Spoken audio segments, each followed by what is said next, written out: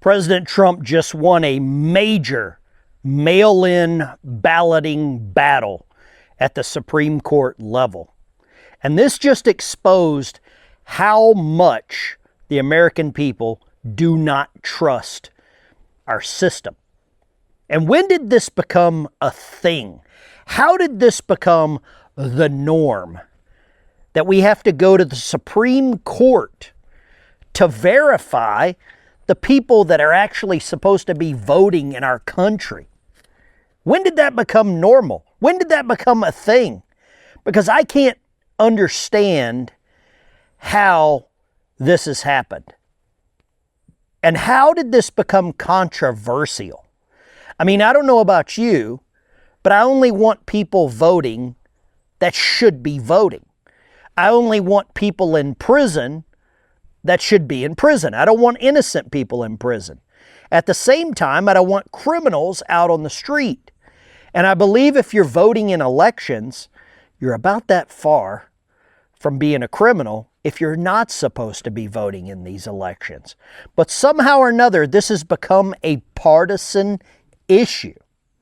This is an American issue. This isn't a right or left. This isn't a blue or red. This is not Democrat or Republican.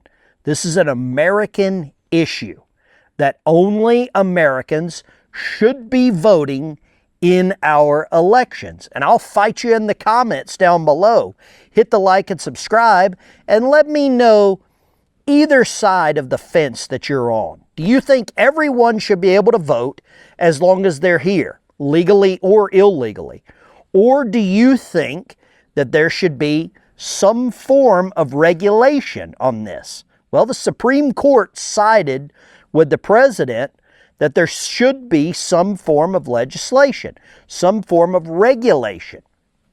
And part of this is going to be a list of voters, a federal list generated by the states that is sent to the federal government, sent to the Election Commission to verify eligibility. And this is where the states are really upset, because on some of these state registries, there are names of people that have been dead for years. There are names of people that are 125 plus years old. There are names of people that don't exist. That's the big controversy here. And by doing this, the states are opening themselves up to audits because they get money by the amount of people. Remember the whole census? The census was supposed to only count citizens, but that's not exactly what was happening. And whenever they count people, they count the people that should only be here. That's the way it was intended.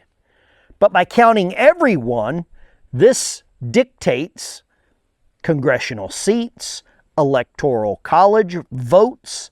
It dictates funding, federal, state. It dictates all of that. And that's why these states don't want to give up the goods. And the goods are just the names of the people that should be here. There's a lot of controversy around this, and I still can't figure it out. It brings me to like the Department of Transportation. I only want people on the highway with a driver's license. I only want people driving one of those big rigs with CDL licenses. I mean, are you starting to understand this? Something as simple as voter rolls, as mail-in ballots, has such a broader reaching outcome. And if we can't get the little things right, how are we going to get the big things right? That is where I don't understand how we can't all get aligned on this.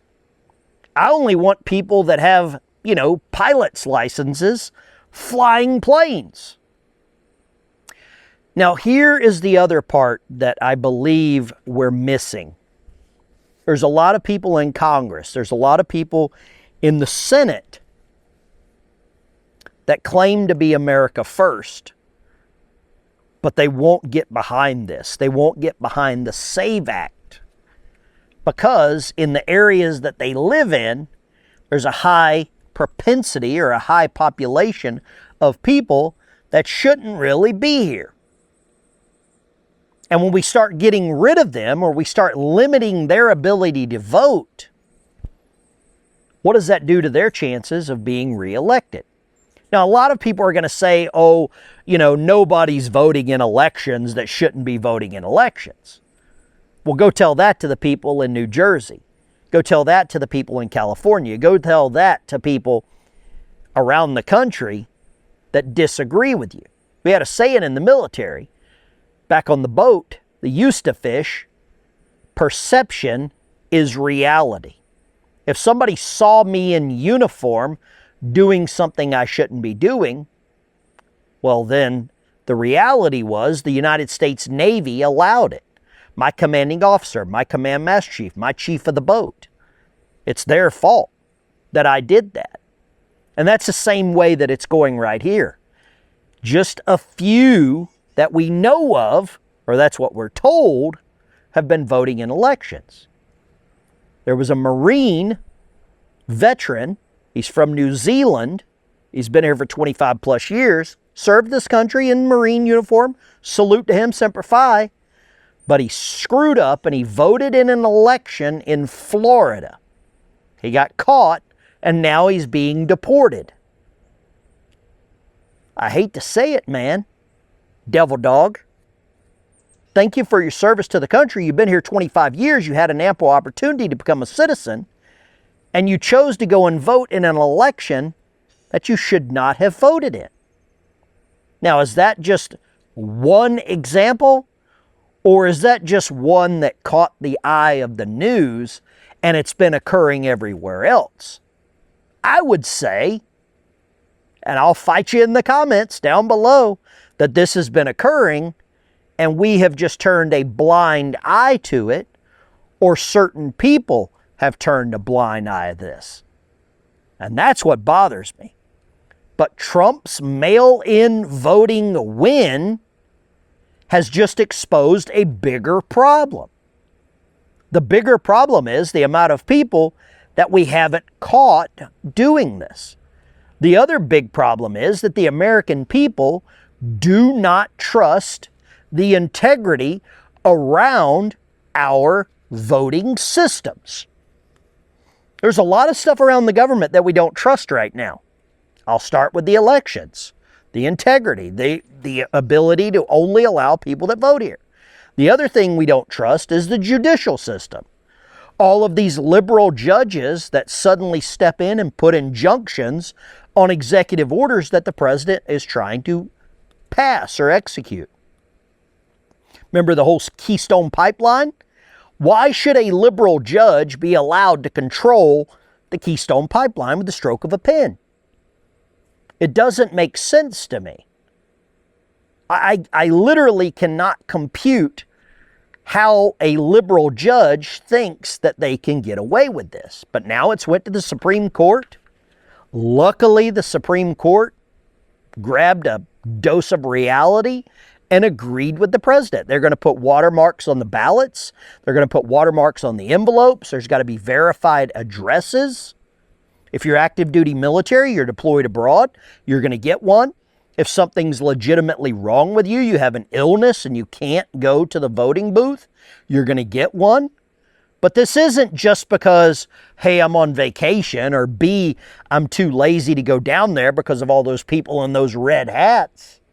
No, this has a broader reaching problem. The problem is we don't trust who's counting the votes. We don't trust who's mailing out those ballots. We don't trust this ballot stuffing initiative that they've done across the country. We don't trust how that they've been doing this in California, where it takes 5 months for them to count a night's worth of voting. Whereas in Florida, they got it counted in a matter of hours after the actual polls closed. Are the people in Florida that much smarter than California? Or do they just have their stuff all in one sack? It seems like that. I'd love to get your opinion down in the comments. Do you trust mail-in ballots? Do you trust the people that are counting the votes? Do you trust the entire system? Should this entire system be revamped with the integrity of the larger institution as the goal? Everyone that casts a ballot should be able to cast the ballot and trust that their vote is counted. There's a lot of people that are in cemeteries around the country, they're called national cemeteries, that died for this kind of integrity. That's where I'm at on the whole situation. Leave your opinion down below. Hit the like and subscribe button. Thanks for tuning in. A little backyard talk. But this has exposed a bigger problem. And the problem is none of us, or at least a large portion of us, trust this system. Thanks for watching. I'll see you in the next one.